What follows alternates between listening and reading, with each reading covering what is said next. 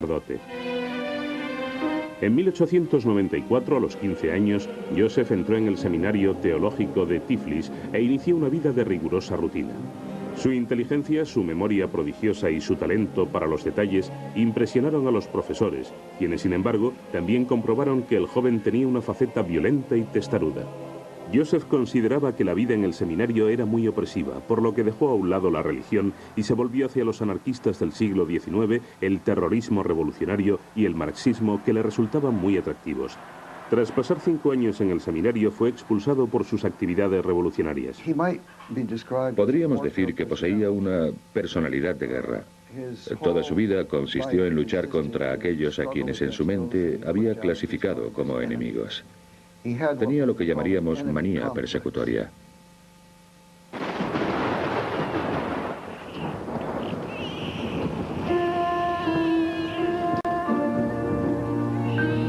Diez años después del nacimiento de Joseph, el 20 de abril de 1889, vino al mundo Adolf, también en una zona rural, concretamente en Branau, un pequeño y aislado pueblo austríaco. Por aquel entonces, su madre, Clara, tenía 18 años y estaba casada con un funcionario estatal relativamente próspero llamado Alois Schicklgruber, 23 años mayor que ella. Este, quien cambió su apellido original por el de Hitler, era un hombre severo y distante que gustaba de imponer una férrea disciplina y pegaba con regularidad al pequeño Adolf. A los 10 años, Hitler decidió fugarse de casa debido a esas agresiones. Su padre le encontró y le dio tal paliza que le dejó en coma varios días, durante los cuales su vida estuvo pendiente de un hilo. Esa clase de experiencia le hace creer a una persona que es malvada, terriblemente mala. De hecho, posteriormente Hitler utilizaría la frase alemana que significa vidas indignas de vivir. Consideraba que amplios sectores de la nación germana eran indignos de vivir. Pero en mi opinión, esa idea era la que él tenía de sí mismo.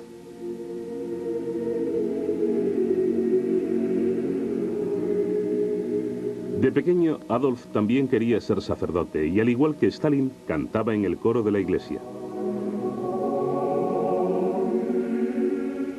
El padre de Hitler era el hijo ilegítimo de una campesina soltera de 42 años, quien quedó encinta mientras trabajaba como criada para una familia judía. Jamás reveló quién era el padre. A Hitler le obsesionaba la idea de que su abuelo paterno pudiera haber sido judío. Lo importante es lo que Hitler pensaba, y sabemos lo que pensaba, que su abuelo era judío y que los descendientes de la unión entre un judío y una cristiana siempre serían judíos. Y esa era la base sobre la que se asentaba su creencia de que estaba enfermo y de que nadie podría librarle de ese mal porque lo llevaba en la sangre. En 1900, Hitler entró en la escuela elemental de Linz. Como Stalin, el joven Adolf era considerado egoísta y dominante y exigía una subordinación absoluta por parte del resto de los alumnos. Además, era un estudiante mediocre al que le interesaba mucho más llegar a ser artista, algo que iba contra los deseos de su padre. En 1905 abandonó los estudios para abrirse camino en el mundo del arte. También Joseph tenía una faceta artística. En su adolescencia comenzó a escribir poesía romántica que poco a poco tornaría cada vez más nihilista y violenta.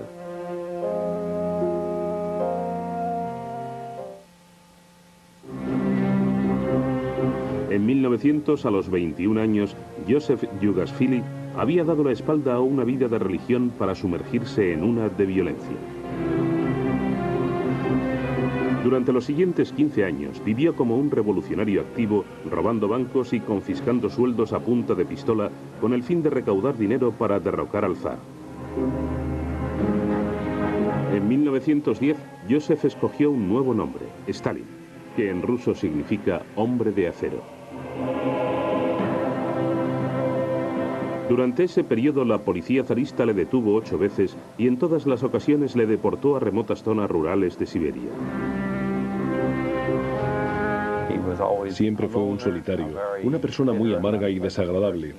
Es lo que se comenta en las memorias de los revolucionarios que compartieron exilio con él. Nunca tomaba parte en sus actividades sociales, siempre estaba solo, era muy frío y tenía un carácter horrible.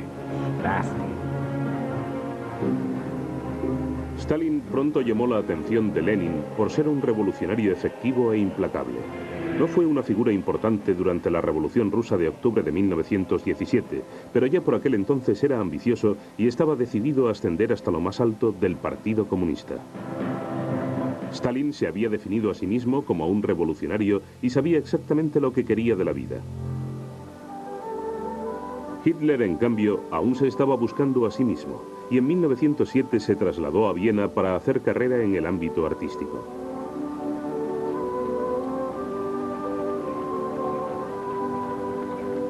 En Viena, Adolf alquiló una diminuta habitación plagada de bichos aquí, en el número 29 de Stuppergasse.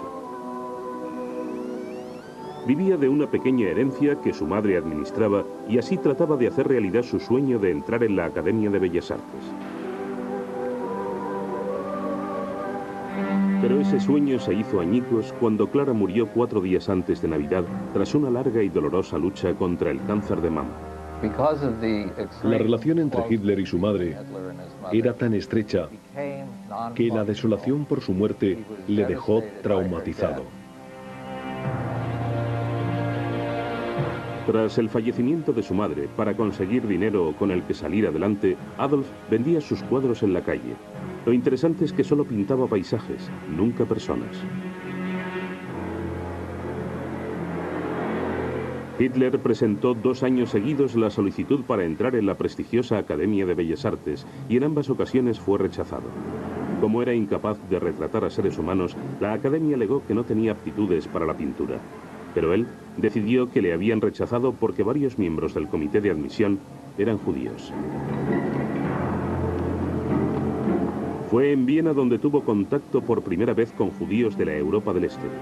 Hitler se sintió atraído por la retórica de los periódicos y panfletos antisemitas y racistas. Y precisamente durante ese periodo comenzó a interesarle la idea de una raza superior alemana pura.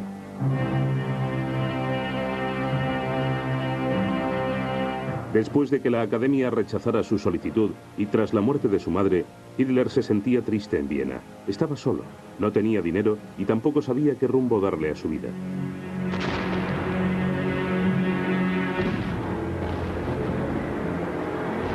Por fin, en 1914, cuando estalló la Primera Guerra Mundial, se alistó en el ejército y halló su identidad en las batallas, las matanzas y la muerte. Por primera vez en su vida era feliz y se sentía cómodo. Había encontrado su lugar. En el tiempo que estuvo en el ejército, fue más feliz que en toda su vida. Los asesinatos autorizados que tenía derecho a perpetrar por su condición de soldado le permitieron dar rienda suelta por primera vez a la rabia asesina que había crecido en su interior debido al trato que le dispensó su padre. Hitler sirvió como mensajero y conoció su primer triunfo verdadero en la vida cuando le concedieron la Cruz de Hierro de primera clase, algo inusitado tratándose de un cabo.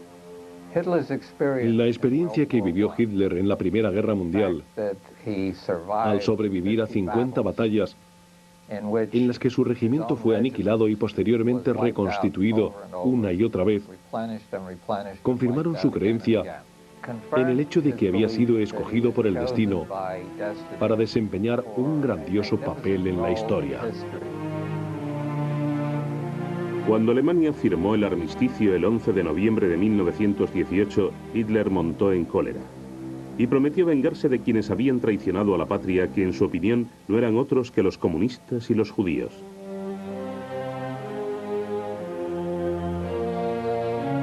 El año 1924 fue crucial para Stalin.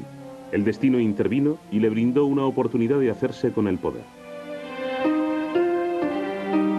En 1924, Lenin había sufrido varios derrames cerebrales y sabía que su muerte era inminente, por lo que advirtió al partido de que tuviera cuidado con Stalin. Lenin se dio cuenta de que había algo mal en ese hombre.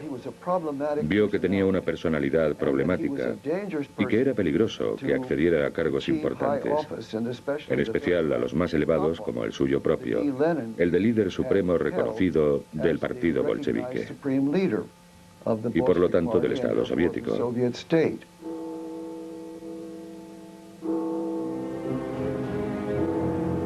Pero ya era demasiado tarde.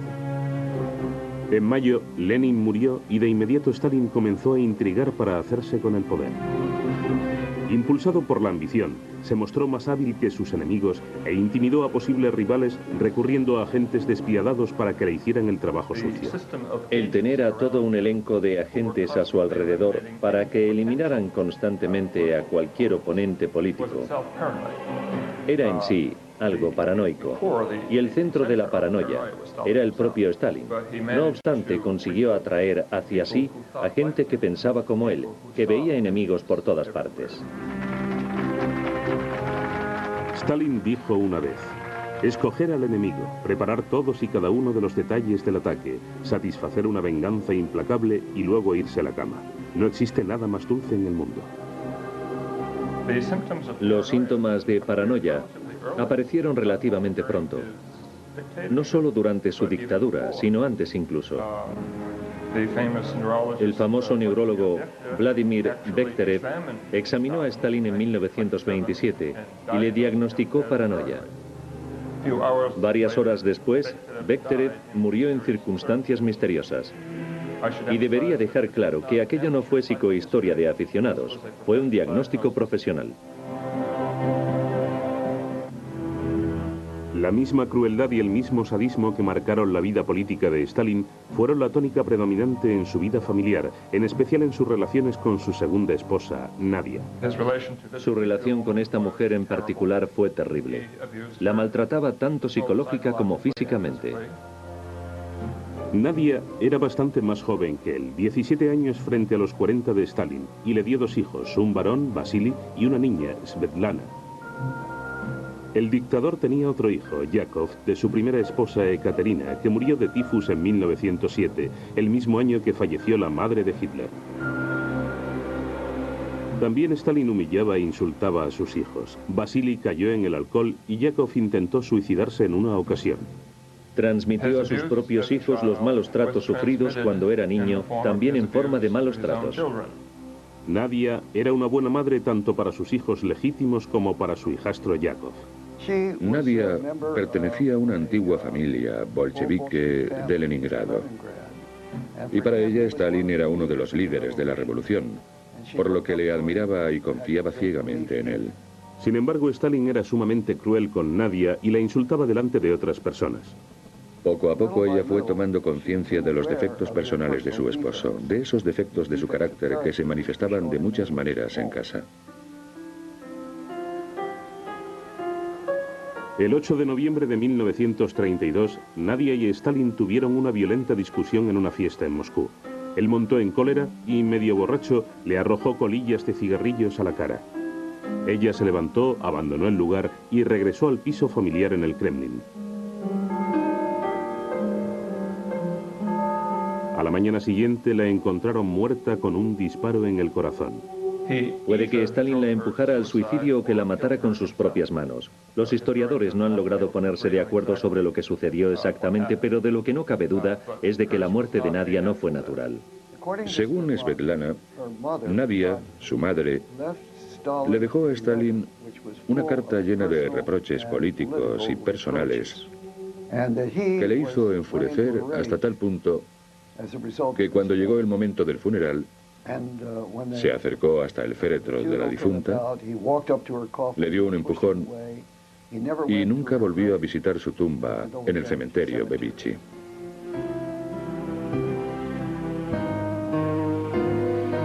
Las relaciones de Hitler con las mujeres también fueron muy complicadas. Las veneraba e idealizaba al tiempo que las trataba con desprecio y degradaba. La relación tan estrecha que mantuvo con su madre, unida a la tremenda brutalidad de su padre, le hicieron desarrollar algo típico en esas circunstancias, una obsesión por las mujeres y el sexo unida a una inhibición extrema. Después de su madre, la mujer más importante en la vida de Hitler fue su sobrina menor, Geli Raubal, quien vivió con él en su apartamento de Múnich. Hitler la idolatraba y la adoraba, pero se sentía extremadamente celoso de las relaciones que la joven mantenía con otros hombres. Por lo general, Hitler trataba a Geli como a la mayoría de las personas que conocía, de forma autoritaria, controladora y dominante. Geli, sin embargo, era muy vehemente y solía enfrentarse a él. De hecho, Hitler nunca consiguió ejercer sobre ella el grado de control que hubiera deseado. Mientras Geli vivía con su tío en Múnich, mantenía una relación con un hombre en Viena y se quedó encinta de él. Eso no le sentó muy bien a Hitler, pero lo que más le enojó fue que el hombre en cuestión fuera judío. Tuvieron una pelea terrible que pudieron escuchar hasta los criados que se encontraban en el piso, aunque ignoraran el motivo. Hitler se marchó en su coche pues se había comprometido a dar una charla fuera de la ciudad.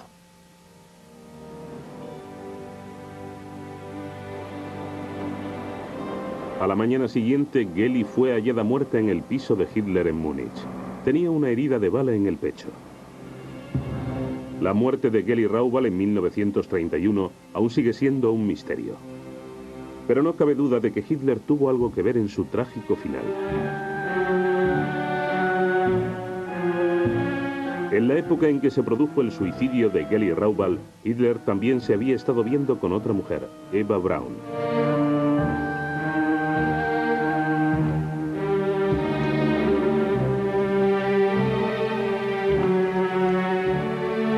Se conocieron cuando Eva trabajaba en el estudio del fotógrafo oficial de Hitler, Heinrich Hoffmann. Así fue como vio por primera vez a Adolf Hitler, una Eva de 18 años, mientras trabajaba en el cuarto oscuro de Hoffmann. Eva se convirtió en una ferviente admiradora de su carisma y sentía fascinación por las fotos de Hoffmann. Pronto se enamoró de él. Quería casarse y tener hijos. Pero él estaba en contra de ambas cosas. Hitler consideraba que Eva era la mujer alemana ideal. En sus propias palabras, guapa, adorable y cándida. Pero nunca salió con ella en público.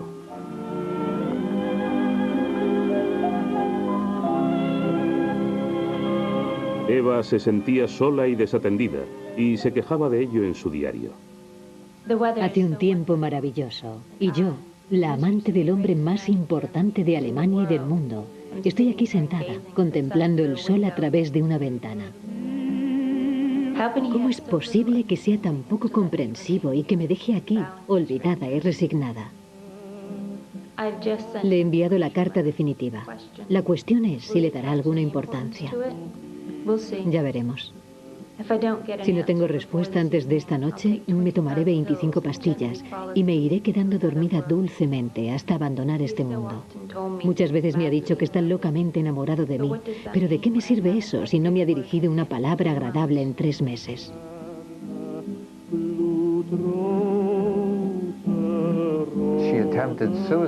En su desesperación, intentó suicidarse un par de veces.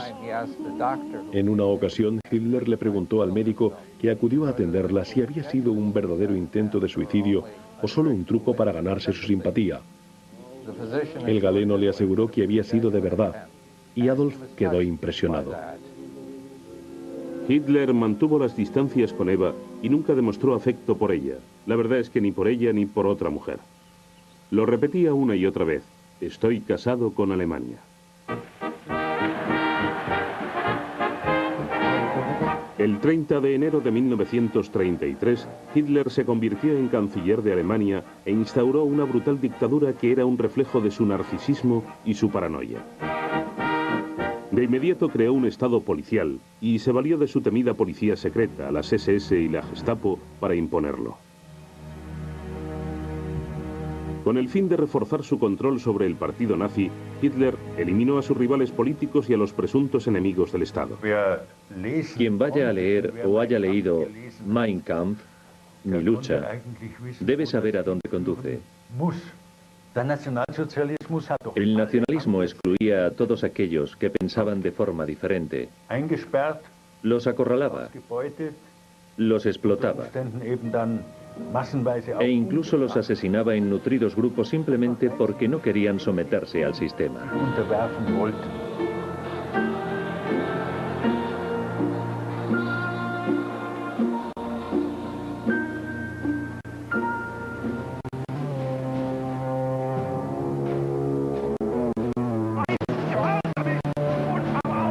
La crueldad con la que Hitler liquidaba a sus rivales inspiró a Stalin.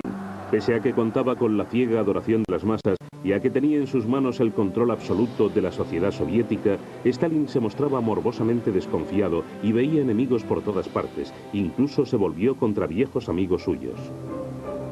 Había un dirigente del partido llamado Sergei Kirov que gozaba de una gran popularidad en Leningrado. Eran muchos los miembros del partido que consideraban que los tiempos de Stalin ya habían pasado y que debían apartarle de la Secretaría General, y opinaban que Kirov tenía que ser su sucesor. Sin embargo, Sergei Kirov permaneció leal a Stalin y en 1934, durante el 17º Congreso del partido, elogió profusamente a su superior. Stalin quería a Kirov y conocía su lealtad, pero había alcanzado demasiada fama para su gusto. El 1 de diciembre de 1934, en Leningrado, Kirov fue asesinado. Y por lo que sabemos ahora, parece que más allá de toda duda razonable, Stalin fue el responsable de este crimen. La muerte de Kirov les fue referida a todos los enemigos de Stalin en el partido y también a los miembros de las facciones que se habían opuesto a él o que eran sospechosas de oponerse a él. Por lo tanto, con el asesinato de Kirov dio comienzo el Gran Terror. Stalin asistió al funeral de Kirov y fingió dolor ante el féretro, demostrando ser un maestro de la duplicidad. Kirov fue el primero en morir asesinado, pero pronto comenzaron las purgas generalizadas. De la noche a la mañana, a cualquiera que hubiera tenido contacto con la oposición, lo retenían durante días, lo encarcelaban y a algunos incluso les mataban de inmediato. Estas purgas alcanzaron cotas tales que en el verano de 1937, solo en Moscú, se estaba fusilando a 1.500 o 2.000 personas al día. Se estima que durante esas purgas, Stalin acabó con 20 millones de ciudadanos soviéticos acusados de ser enemigos del pueblo.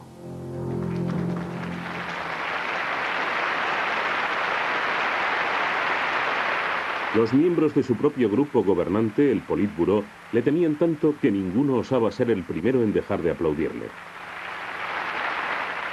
Las ovaciones se prolongaban hasta tal punto que al final se utilizaron campanas para ponerlas fin.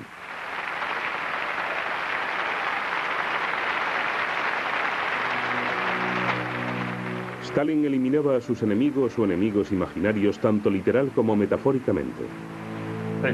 Observemos, por ejemplo, el caso de Trotsky. Había una foto muy famosa de Lenin pronunciando un discurso, en la que Trotsky aparecía de pie al otro lado del estrado. Posteriormente, Trotsky desapareció. Stalin lo dispuso todo para eliminarle de la foto y poco después también de la vida real cuando ordenó asesinarlo. Por orden de Stalin, a todas las personas asesinadas por su régimen se las suprimía de los registros históricos para siempre y se destruían sus fotos. Ni siquiera se hacían excepciones con los carteles. Los mejores artistas de la Unión Soviética pasaban largas horas retocando fotos y borrando imágenes de aquellos que habían desaparecido.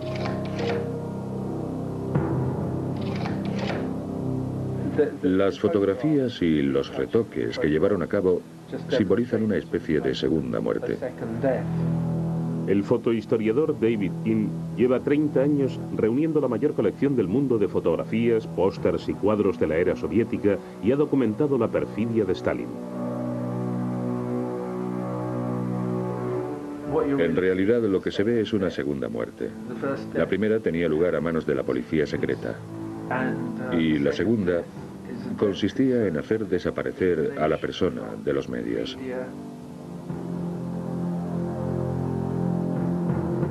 La segunda muerte era tan definitiva y eficaz como la primera, porque normalmente uno tiene recuerdos de quienes han pasado a la otra vida. Pero con esto lo que se pretendía era eliminarlos, hacer creer, para empezar, que nunca jamás existieron.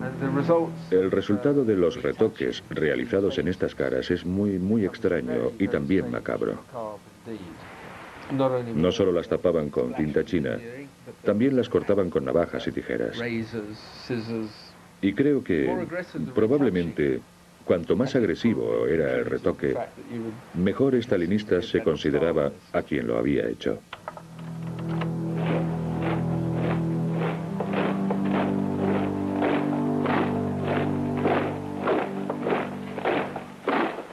Como Stalin, también Hitler revisó la historia y en su caso borró parte de su propio pasado. El 11 de marzo de 1938, una muchedumbre entusiasmada recibió al Führer cuando se anexionó Austria y este país pasó a formar parte del Tercer Reich. Sin embargo, Hitler tenía unos planes muy personales. Una vez que Austria le perteneció, hizo todo lo necesario para erradicar cualquier atisbo de su pasado judío.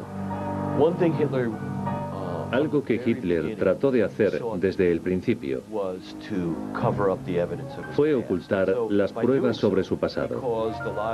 Y haciéndolo dio lugar a muchos rumores y mitos que se proyectaron sobre el espacio vacío del pasado que intentó borrar. Al igual que hizo Stalin con sus fotos retocadas, Hitler aniquiló el pueblo austríaco de Dollersheim y con él sepultó un oscuro secreto que le había atormentado durante años. En el registro de nacimientos de Dollersheim estaba el certificado de nacimiento de su padre, de quien Hitler sospechaba era hijo ilegítimo de un judío. Hitler utilizó el pueblo como campo de tiro para la artillería. Y de ese modo una carga tras otra cayeron sobre el lugar demoliendo sus edificios y dejando irreconocibles las tumbas del cementerio.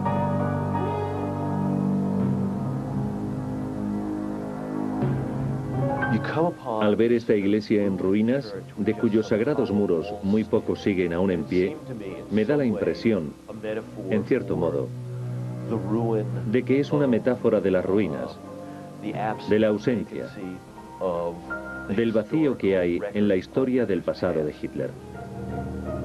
Arrasando la ciudad, Hitler borró todo rastro de su procedencia judía. Al igual que Stalin, Hitler creía que estaba rodeado de enemigos que intentaban traicionarle y que por eso él tenía que atacar primero.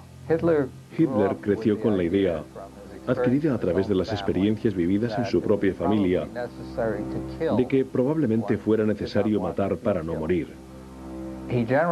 Él generalizó esta creencia, clasificó a quienes le rodeaban en predadores y víctimas y deliberadamente escogió ser un predador. Las siguientes víctimas del predador serían los judíos.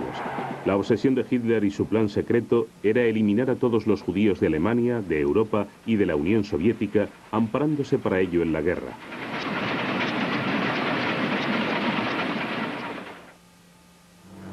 El plan secreto del Führer siempre había sido atacar Rusia, y para entonces ya estaba preparado. Con el fin de tranquilizar a Stalin y darle una falsa sensación de seguridad, firmó un pacto de no agresión con la Unión Soviética en junio de 1939. Los dos dictadores más poderosos del mundo se convirtieron en aliados. Irónicamente, Stalin se sentía seguro.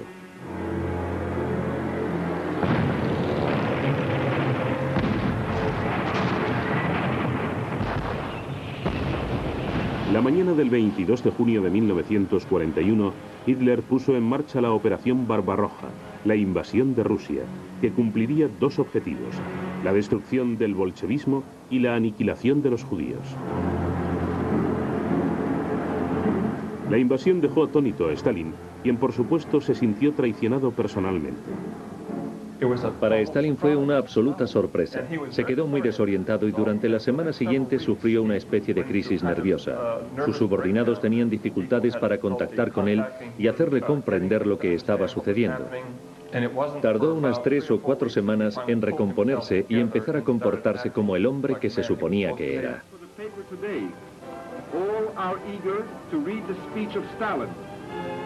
Stalin calls upon the Soviet people to grapple in deadly conflict with its most vicious, most treacherous enemy.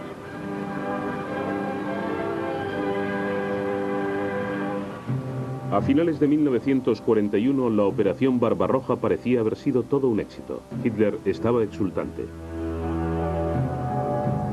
Sin embargo, la providencia no favoreció al Führer, e irónicamente el comienzo del fin llegó 15 meses después, en una ciudad llamada Stalingrado.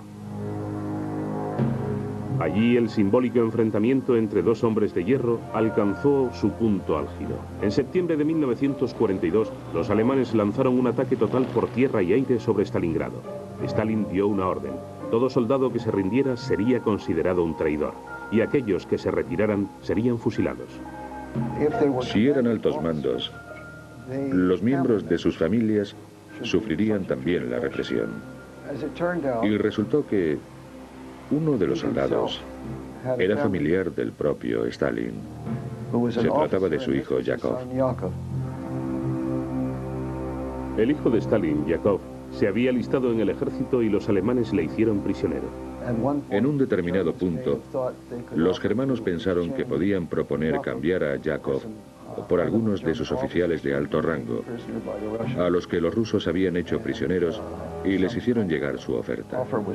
Pero según dicen, Stalin respondió: yo no tengo ningún hijo llamado Yakov. Los rusos se mantuvieron firmes y lanzaron un contraataque masivo de 1 millón de hombres con el que consiguieron rodear al sexto ejército alemán. En 1943, Hitler fue derrotado en Stalingrado. El ejército alemán jamás recuperaría el frente oriental. Pero aunque iba perdiendo la guerra, el Führer seguía decidido a exterminar a los judíos. Cuando la situación adquirió tintes críticos en el frente oriental, Hitler, ante la posibilidad de enviar tropas y trenes a reforzar el ejército alemán, que hacía frente a la ofensiva del ejército rojo de Stalin, o destinar esos trenes y soldados a llevar a los judíos a los campos de concentración, decidió retirar soldados y trenes del frente oriental para llevar a cabo de forma más rápida y eficiente el exterminio de los judíos.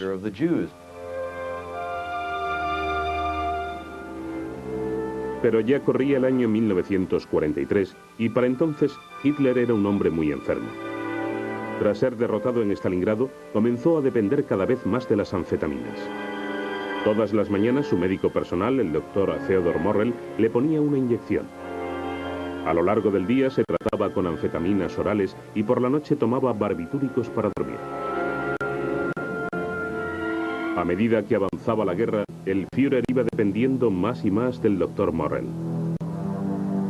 Según nuevos datos extraídos de los registros médicos de Hitler, mostraba indicios de intoxicación por medicamentos, lo que afectaba a su juicio, y sus paranoias aumentaban rápidamente. Hacia el final de la guerra, Hitler empezó a mostrar síntomas de sufrir la enfermedad de Parkinson. Temblaba un poco. Pero cuando estás con alguien todos los días no te das cuenta. Y nadie prestaba atención a todos los detalles.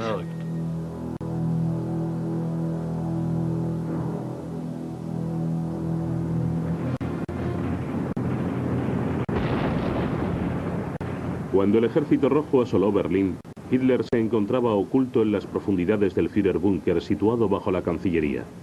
Al entrar en el búnker, los soldados rusos encontraron varios cadáveres nazis entre los restos de una orgía. En el patio estaban los cuerpos calcinados de Eva Braun y Hitler. En el escritorio del Führer descubrieron una carpeta con 42 cuadros de la Austria bucólica pintados por Hitler y un álbum de valiosas instantáneas. En su interior hallaron una foto que Hitler había llevado consigo toda su vida, la de su madre Clara.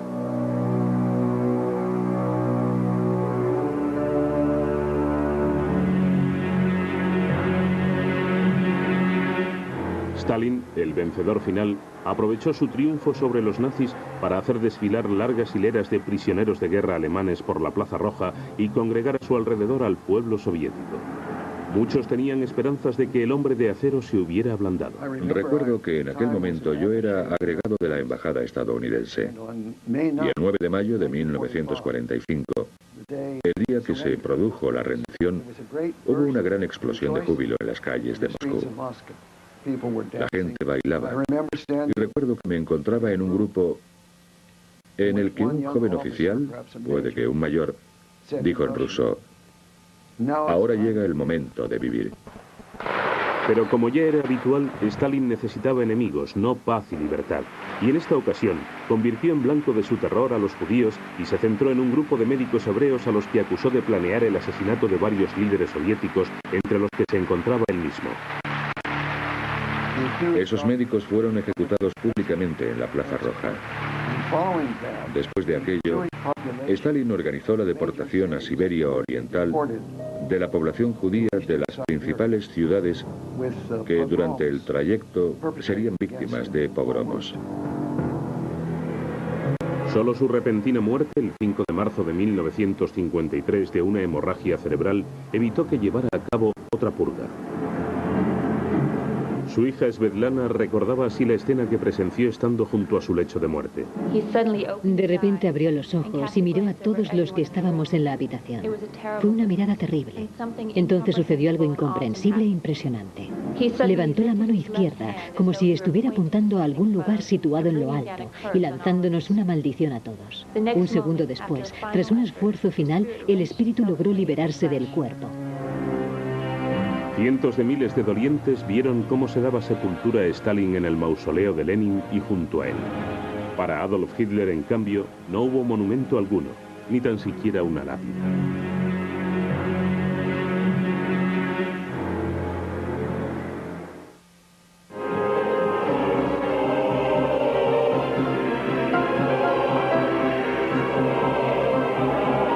Ellos se enfrentan. Rusia es la guerra civil. Lenin instaura un régimen de excepción, el comunismo de guerra. Es la movilización, el terror, la miseria.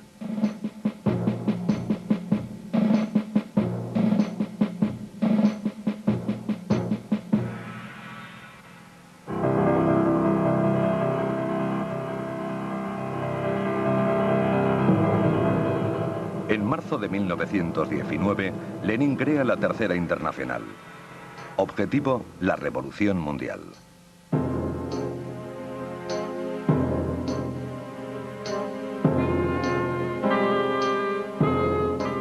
En Berlín, Karl Liebknecht y Rosa Luxemburgo crean el Partido Comunista Alemán.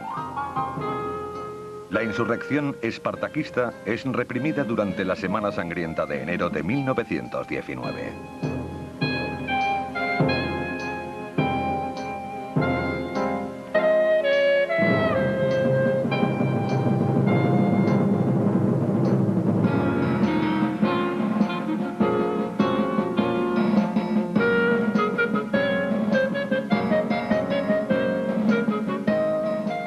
En Budapest, el comunista Béla Kun impone una dictadura que será rápidamente aplastada.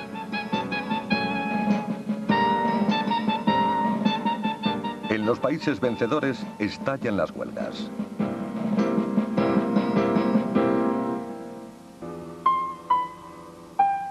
¿Podrían imaginar los alemanes algo peor? Les arrebatan una séptima parte de su territorio, esencialmente en beneficio de Polonia, que obtiene un acceso al mar por el pasillo de Danzig, y de Francia, que repara Alsacia y Lorena. La orilla izquierda del Rin es ocupada durante 15 años por el ejército francés. Después es desmilitarizada. Alemania debe pagar, pero ¿cómo? Para cobrar una indemnización de guerra, Francia deberá ocupar el Ruhr en 1923. Una humillación añadida.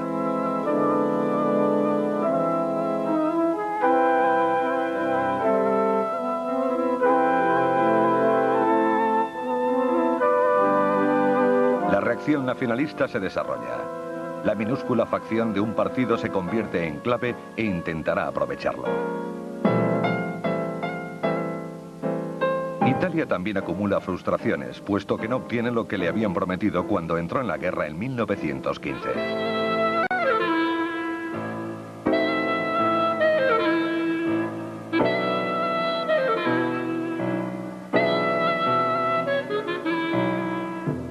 Nuncio, con unos cuantos exaltados, intenta en vano hacer suya Dalmacia, tierra que fue dada por el tratado a Yugoslavia.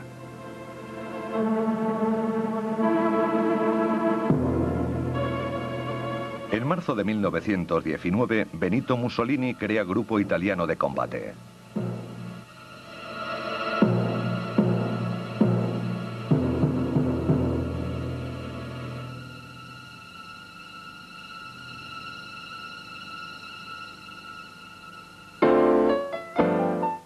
Aclamado en París, el presidente norteamericano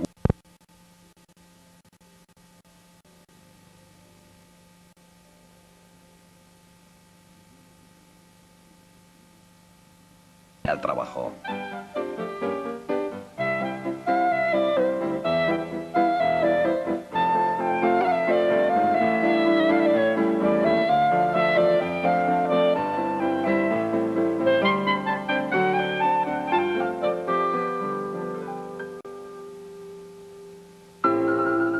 Hay millones de huérfanos y viudas en Europa.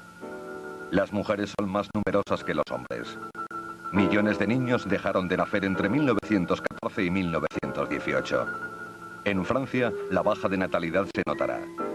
La generación que tendrá 20 años durante la Segunda Guerra Mundial será poco numerosa.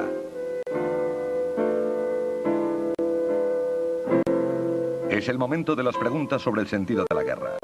Nunca más, dicen los pacifistas. La confianza en una ciencia benéfica para el hombre se tambalea. Solo quedan hombres heridos. La amplitud de las ruinas es abrumadora. Hay que indemnizar a las víctimas de la guerra.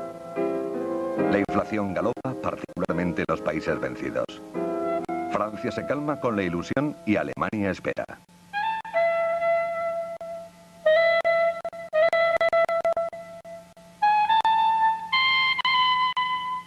En Europa cae la producción, mientras que los países extraeuropeos conocen un gran progreso.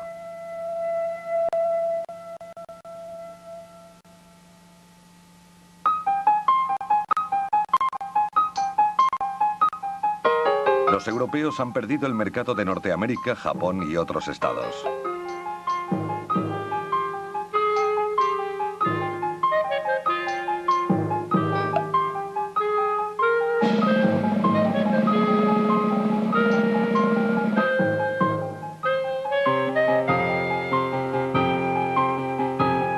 Europa ya no es el banco del mundo.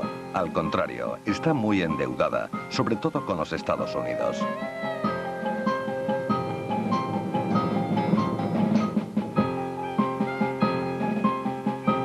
La inflación consume los beneficios de los pequeños ahorradores y el salario de los trabajadores. La miseria es terrible en Alemania.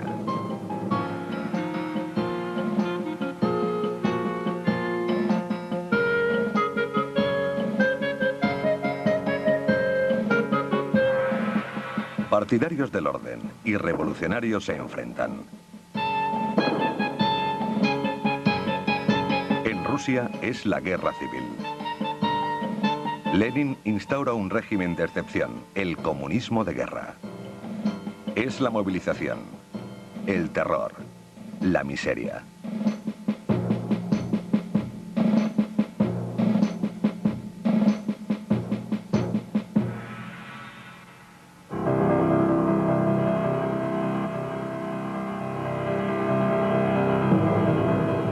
En marzo de 1919, Lenin crea la Tercera Internacional. Objetivo, la Revolución Mundial.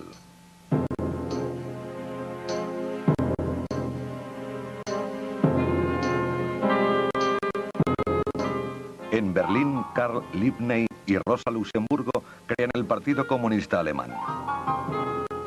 La insurrección espartaquista es reprimida durante la Semana Sangrienta de enero de 1919.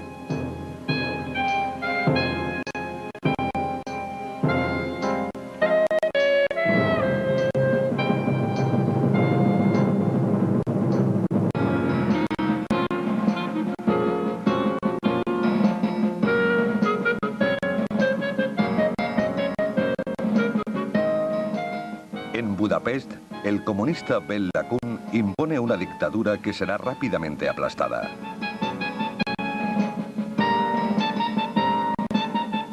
En los países vencedores estallan las huelgas.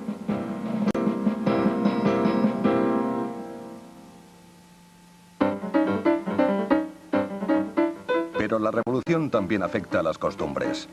Las mujeres tuvieron que asumir el trabajo de los hombres durante la guerra en los campos y en las fábricas.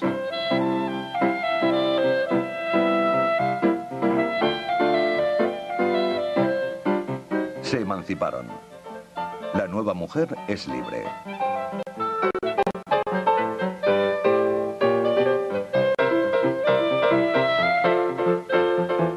Las jóvenes intentan olvidar. Hay que recuperar el tiempo perdido.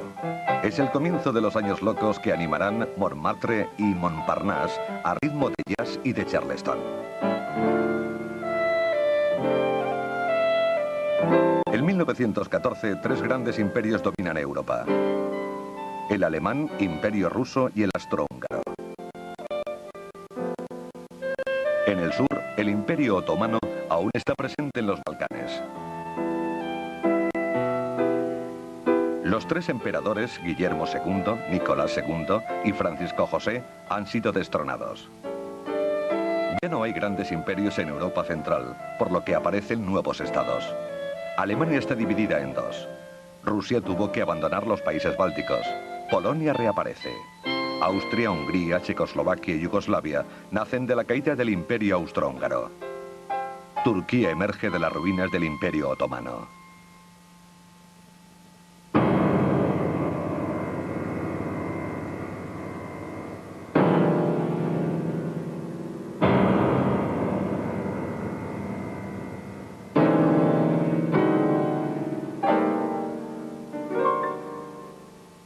Los cuatro grandes vencedores, el inglés Lloyd George, el italiano Rolando, el francés Clemenceau y el americano Wilson, imponen su ley.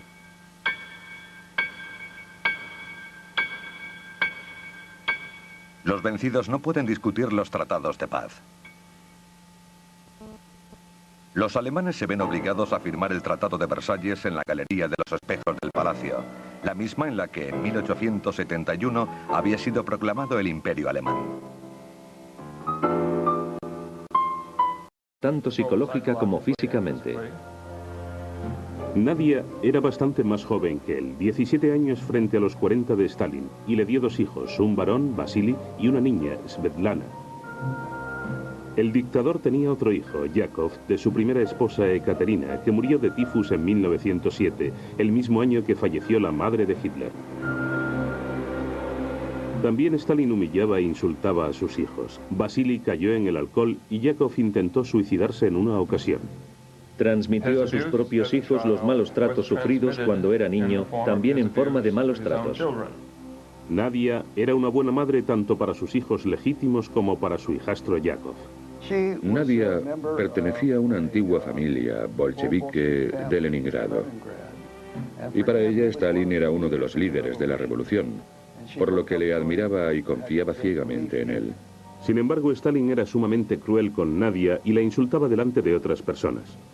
Poco a poco ella fue tomando conciencia de los defectos personales de su esposo, de esos defectos de su carácter que se manifestaban de muchas maneras en casa. El 8 de noviembre de 1932, Nadia y Stalin tuvieron una violenta discusión en una fiesta en Moscú. Él montó en cólera y, medio borracho, le arrojó colillas de cigarrillos a la cara. Ella se levantó, abandonó el lugar y regresó al piso familiar en el Kremlin. A la mañana siguiente la encontraron muerta con un disparo en el corazón.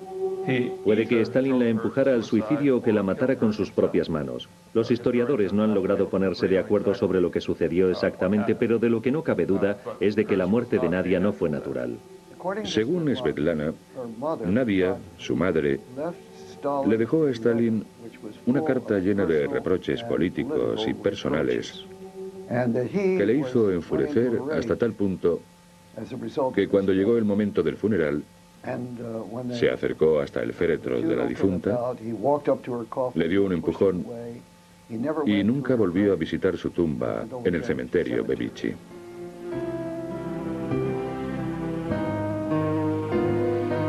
Las relaciones de Hitler con las mujeres también fueron muy complicadas. Las veneraba e idealizaba al tiempo que las trataba con desprecio y degradaba.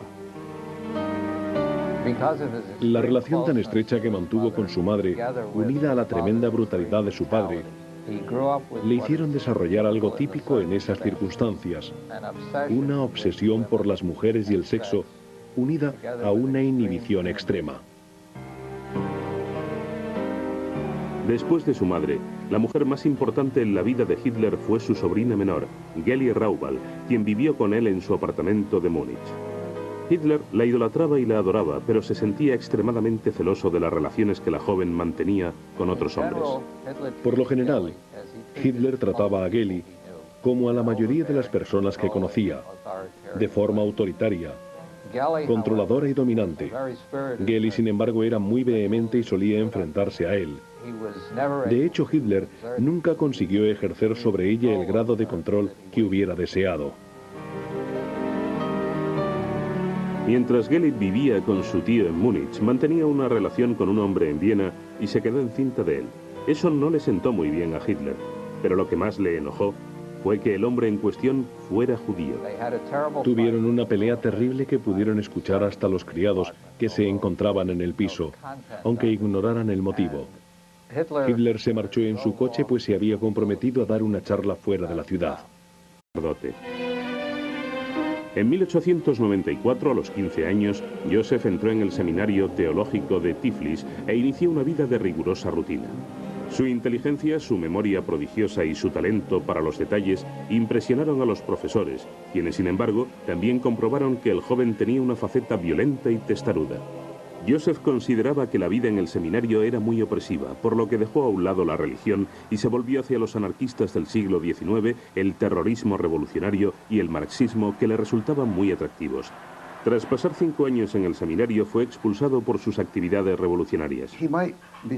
Podríamos decir que poseía una personalidad de guerra.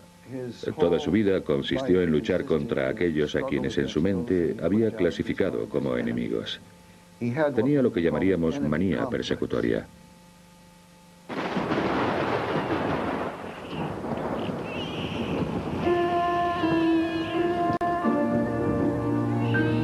Diez años después del nacimiento de Joseph, el 20 de abril de 1889, vino al mundo Adolf, también en una zona rural, concretamente en Branau, un pequeño y aislado pueblo austríaco.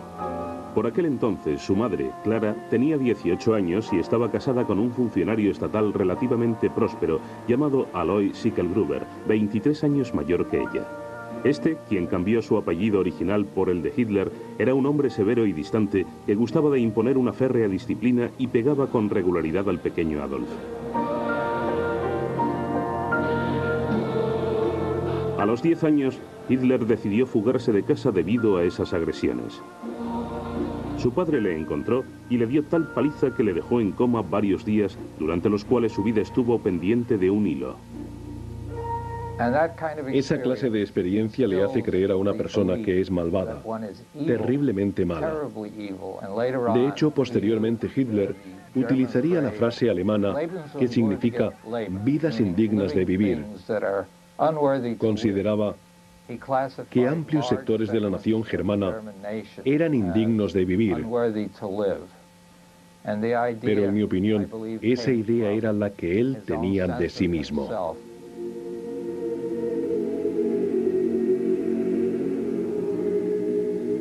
De pequeño, Adolf también quería ser sacerdote y, al igual que Stalin, cantaba en el coro de la iglesia.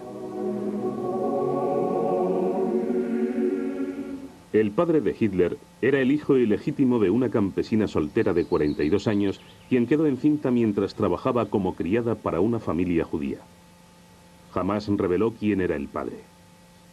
A Hitler le obsesionaba la idea de que su abuelo paterno pudiera haber sido judío. Lo importante es lo que Hitler pensaba, y sabemos lo que pensaba, que su abuelo era judío y que los descendientes de la unión entre un judío y una cristiana siempre serían judíos. Y esa era la base sobre la que se asentaba su creencia de que estaba enfermo y de que nadie podría librarle de ese mal porque lo llevaba en la sangre. En 1900, Hitler entró en la escuela elemental de Linz. Como Stalin, el joven Adolf era considerado egoísta y dominante y exigía una subordinación absoluta por parte del resto de los alumnos. Además, era un estudiante mediocre al que le interesaba mucho más llegar a ser artista, algo que iba contra los deseos de su padre. En 1905 abandonó los estudios para abrirse camino en el mundo del arte. También Joseph tenía una faceta artística. En su adolescencia comenzó a escribir poesía, las batallas, las matanzas y la muerte. Por primera vez en su vida era feliz y se sentía cómodo. Había encontrado su lugar. En el tiempo que estuvo en el ejército, fue más feliz que en toda su vida. Los asesinatos autorizados que tenía derecho a perpetrar por su condición de soldado le permitieron dar rienda suelta por primera vez a la rabia asesina que había crecido en su interior debido al trato que le dispensó su padre. Hitler sirvió como mensajero y conoció su primer triunfo verdadero en la vida cuando le concedieron la Cruz de Hierro de primera clase, algo inusitado tratándose de un cabo. La experiencia que vivió Hitler en la Primera Guerra Mundial, al sobrevivir a 50 batallas, en las que su regimiento fue aniquilado y posteriormente reconstituido una y otra vez, confirmaron su creencia en el hecho de que había sido escogido por el destino para desempeñar un grandioso papel en la historia. Cuando Alemania firmó el armisticio el 11 de noviembre de 1918, Hitler montó en cólera y prometió vengarse de quienes habían traicionado a la patria, que en su opinión no eran otros que los comunistas y los judíos.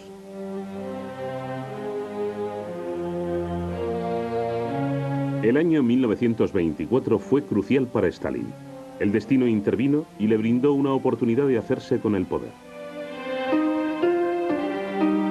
En 1924, Lenin había sufrido varios derrames cerebrales y sabía que su muerte era inminente, por lo que advirtió al partido de que tuviera cuidado con Stalin.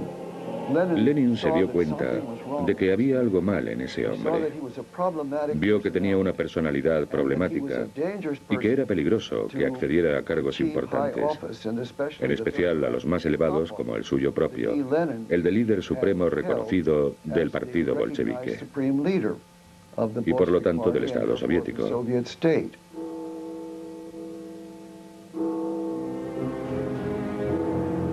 Pero ya era demasiado tarde. En mayo, Lenin murió y de inmediato Stalin comenzó a intrigar para hacerse con el poder. Impulsado por la ambición, se mostró más hábil que sus enemigos e intimidó a posibles rivales recurriendo a agentes despiadados para que le hicieran el trabajo sucio. El tener a todo un elenco de agentes a su alrededor para que eliminaran constantemente a cualquier oponente político era en sí algo paranoico, y el centro de la paranoia era el propio Stalin. No obstante, consiguió atraer hacia sí a gente que pensaba como él, que veía enemigos por todas partes. Stalin dijo una vez: escoger al enemigo, preparar todos y cada uno de los detalles del ataque, satisfacer una venganza implacable y luego irse a la cama. No existe nada más dulce en el mundo. Los síntomas de paranoia aparecieron relativamente pronto, no solo durante su dictadura, sino antes incluso. El famoso neurólogo Vladimir Bekhterev examinó a Stalin en 1927 y le diagnosticó paranoia. Varias horas después, Bekhterev murió en circunstancias misteriosas. Y debería dejar claro que aquello no fue psicohistoria de aficionados, fue un diagnóstico profesional. La misma crueldad y el mismo sadismo que marcaron la vida política de Stalin fueron la tónica predominante en su vida familiar, en especial en sus relaciones con su segunda esposa, Nadia. Su relación con esta mujer en particular fue terrible. La maltrataba, romántica, que poco a poco tornaría cada vez más nihilista y violenta.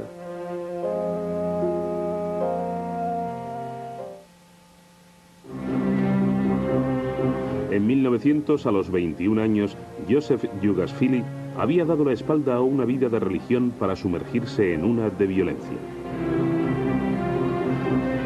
Durante los siguientes 15 años vivió como un revolucionario activo, robando bancos y confiscando sueldos a punta de pistola con el fin de recaudar dinero para derrocar al zar.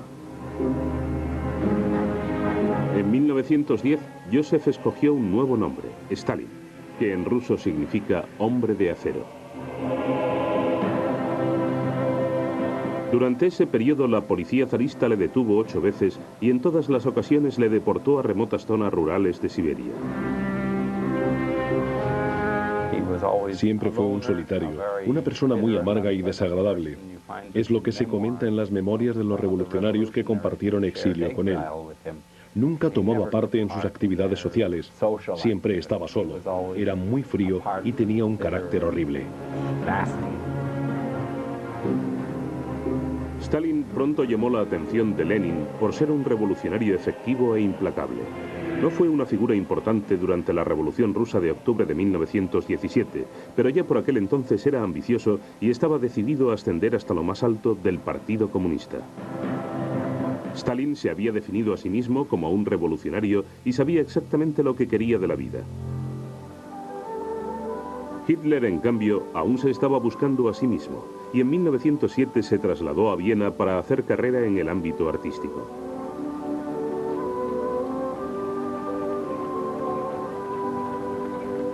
En Viena, Adolf alquiló una diminuta habitación plagada de bichos aquí, en el número 29 de Stuppergasse. Vivía de una pequeña herencia que su madre administraba y así trataba de hacer realidad su sueño de entrar en la Academia de Bellas Artes. Pero ese sueño se hizo añicos cuando Clara murió 4 días antes de Navidad tras una larga y dolorosa lucha contra el cáncer de mama. La relación entre Hitler y su madre era tan estrecha que la desolación por su muerte le dejó traumatizado. Tras el fallecimiento de su madre, para conseguir dinero con el que salir adelante, Adolf vendía sus cuadros en la calle. Lo interesante es que solo pintaba paisajes, nunca personas. Hitler presentó 2 años seguidos la solicitud para entrar en la prestigiosa Academia de Bellas Artes y en ambas ocasiones fue rechazado. Como era incapaz de retratar a seres humanos, la Academia alegó que no tenía aptitudes para la pintura. Pero él decidió que le habían rechazado porque varios miembros del comité de admisión eran judíos. Fue en Viena donde tuvo contacto por primera vez con judíos de la Europa del Este. Hitler se sintió atraído por la retórica de los periódicos y panfletos antisemitas y racistas. Y precisamente durante ese periodo comenzó a interesarle la idea de una raza superior alemana pura.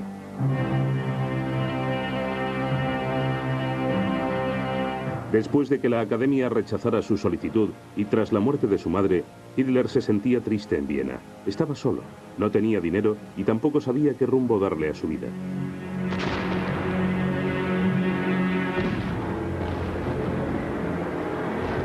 Por fin, en 1914, cuando estalló la Primera Guerra Mundial, se alistó en el ejército y halló su identidad en...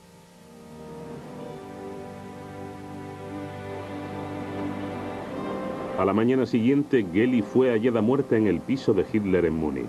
Tenía una herida de bala en el pecho. La muerte de Geli Raubal en 1931 aún sigue siendo un misterio. Pero no cabe duda de que Hitler tuvo algo que ver en su trágico final.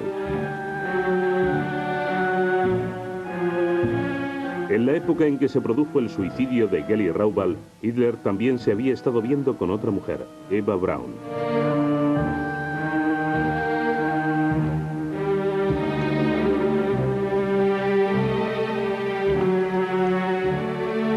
Se conocieron cuando Eva trabajaba en el estudio del fotógrafo oficial de Hitler, Heinrich Hoffmann. Así fue como vio por primera vez a Adolf Hitler, una Eva de 18 años, mientras trabajaba en el cuarto oscuro de Hoffmann. Eva se convirtió en una ferviente admiradora de su carisma y sentía fascinación por las fotos de Hoffmann. Pronto se enamoró de él. Quería casarse y tener hijos. Pero él estaba en contra de ambas cosas. Hitler consideraba que Eva era la mujer alemana ideal. En sus propias palabras, guapa, adorable y cándida. Pero nunca salió con ella en público.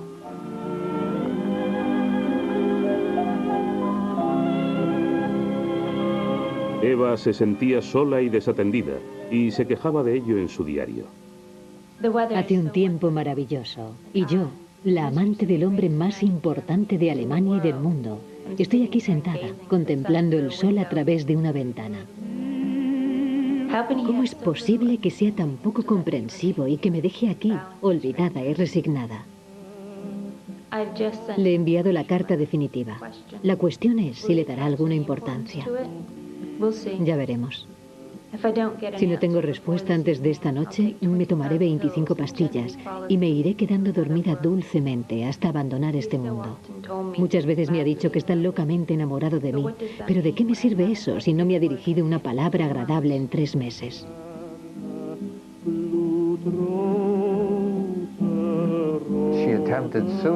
En su desesperación, intentó suicidarse un par de veces. En una ocasión, Hitler le preguntó al médico que acudió a atenderla si había sido un verdadero intento de suicidio o solo un truco para ganarse su simpatía. El galeno le aseguró que había sido de verdad, y Adolf quedó impresionado. Hitler mantuvo las distancias con Eva y nunca demostró afecto por ella. La verdad es que ni por ella ni por otra mujer. Lo repetía una y otra vez: estoy casado con Alemania.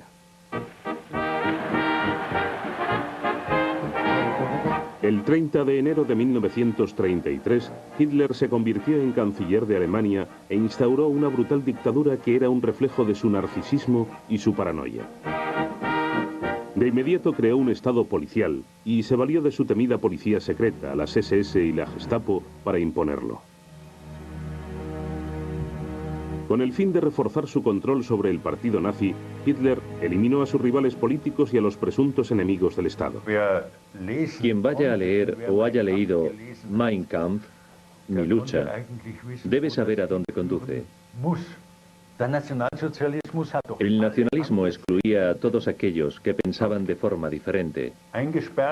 Los acorralaba, los